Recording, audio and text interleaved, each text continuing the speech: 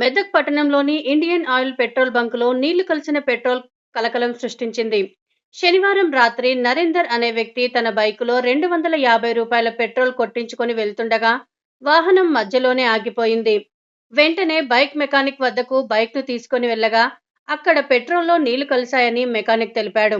బైక్లోని పెట్రోల్ను బాటిల్లో పోయడంతో పెట్రోల్లో నీళ్లు వచ్చినట్లు నిర్ధారించుకున్న వినియోగదారుడు నరేందర్ పెట్రోల్ బంకు వద్దకు వచ్చి వాటర్ బాటిల్లో పెట్రోల్ కొట్టించగా అందులో కూడా నీళ్లు ఉన్నట్లు తేలడంతో సిబ్బందిని నిలదీశాడు.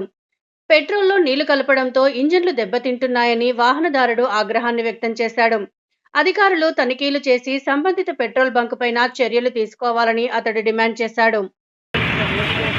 నేను ఇక్కడ మెదక్ పాత సాయి ముందున్న ఇండియన్ ఆయిల్ పెట్రోల్ బంక్లో ఇందాక రూ. 250 పెట్రోల్ ఓపించుకొని మన రషాస్పల్లి సైడ్ వెళ్తూ ఉంటే మన